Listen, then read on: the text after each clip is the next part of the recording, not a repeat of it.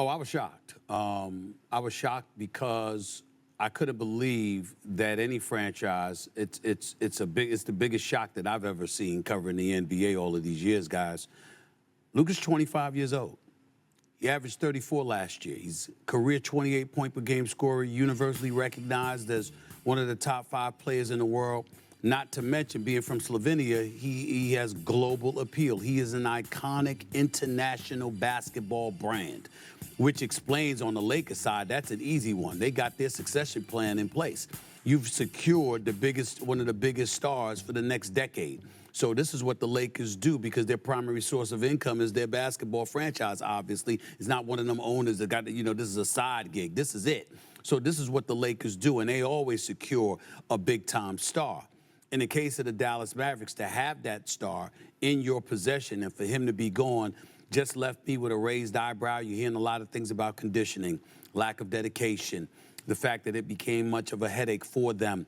Very, very frustrating. He's scheduled to come back February 8th, Shannon, from his calf injury. And then they're telling folks, well, you know what? That's really not up to us. It's up to his team.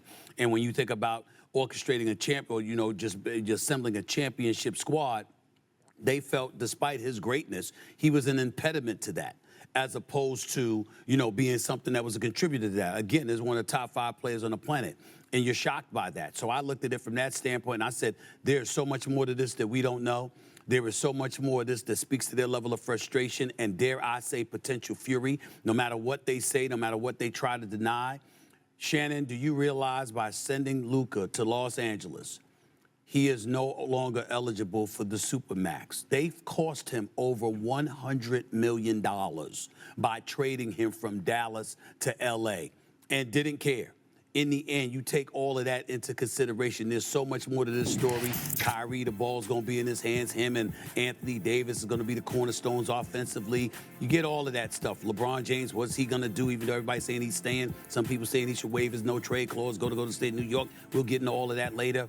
But this move, to see somebody of Luka's caliber be traded like this, not to be told. Even his agent, Bill Duffy, didn't know, who's a veteran, one of the great, great agents this business has ever known. He didn't know. Luka didn't know. You don't see that happening very often. There's definitely a change in the landscape. Owners are loving this. It's sending the right kind of message in their eyes. We're the ones in control, not them. All of that comes into play with this one move. It was a statement being made, as far as I'm concerned, not just by the Dallas Mavericks, but by the league. And I think the fallout is going to be dramatic, to say the least. Absolutely. I think there's... Yeah. Big JTV, man. You know what I mean? I see a lot of y'all watching the content, but y'all are not liking or subscribing to the content, man. I do the content for you. You hit that subscribe button. And hit that like button for me, man. Post notification bell. You better slap that as well. Shout out to Mr. 1950. I just stole his little advertising. But let's talk about it.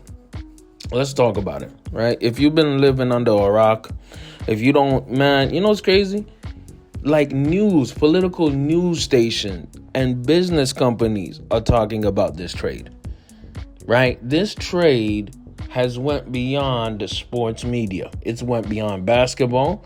It's went beyond all types of analysis. And if you get the chance, y'all better go watch my live stream yesterday where I did a 1-hour analysis of what was going on, man. Shout out to me and shout out to my subscribers who support me and show love to what I've been doing and what I am doing. Thank you so much. I appreciate you more than you know. Stephen A. with a very, very good breakdown from First Take this morning where he explains how shocking and baffling this trade was. Now, for me, I'm just going to keep it real. I like talking about some of the business pertaining to sports. And, I older I get, I watch my money on, and I'm trying to, really, really focus on that to elevate and raise. I might even do some business content related to sports. But that 5-year, $345 million Supermax, right? Which would have given Luka about, 60-something a year, right? $69 million a year, right? That is, I think, the biggest thing. I think that's the biggest thing. And when you think about it, think about what's happening with the Dallas Mavericks. The Dallas Mavericks have changed ownership recently. And when NBA owners change, or there's a shift, right, in ownership in the NBA, you're going to see a lot of these owners want to make splash moves for players, moves that are shaking up the entire league, or at least that somewhat change the dynamic of how things look. Now, look, this happened actually about a few years ago, man. There is an owner of the Phoenix Suns called Matt Ishbia. Okay? He is a recent owner of the Phoenix Suns, and he acquired the team, I think about 2 years ago. Who joined quickly after he acquired that team? Kevin Durant. He was able to get Kevin Durant.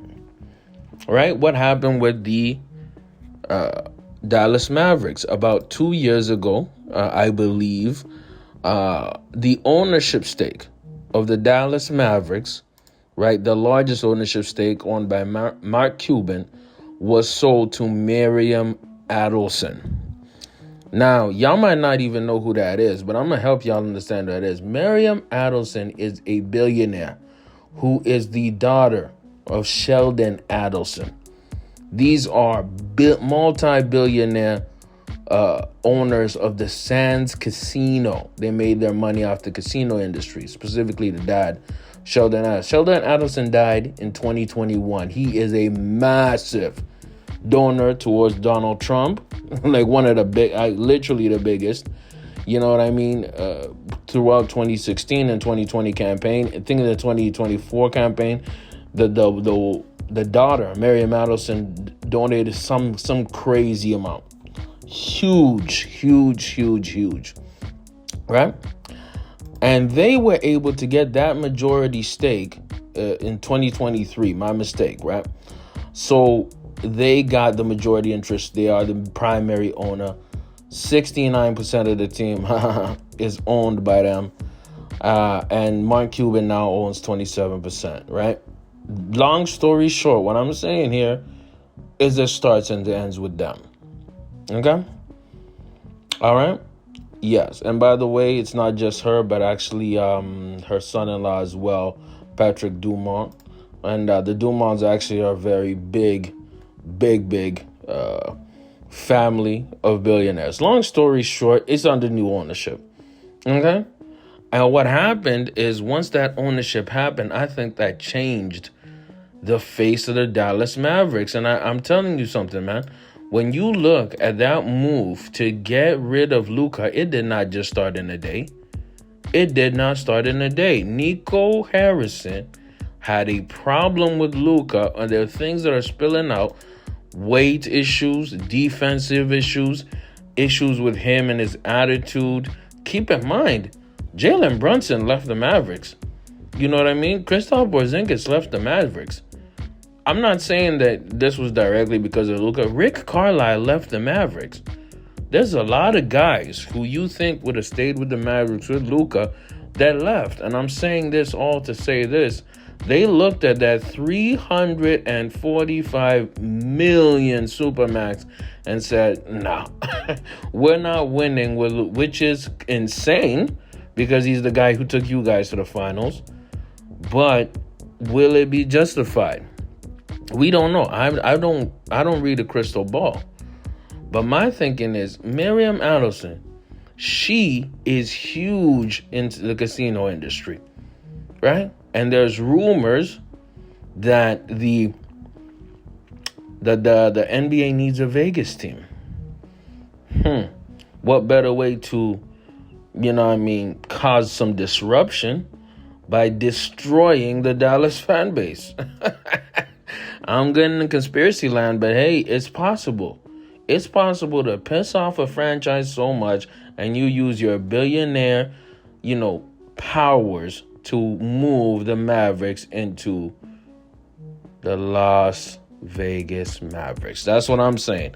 I'm thinking, again, this had more to do with money hey, than anything else. And I hate to say, I have to make it this simplistic, but they looked at that amount. They said Luka is not bringing us a championship in 5 years, which is crazy because Luka actually performs really well in the playoffs.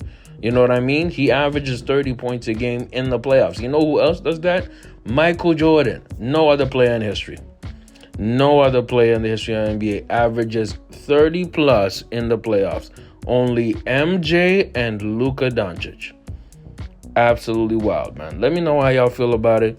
Let me know if y'all agree with Stephen A. Well, let me know what y'all think about my analysis.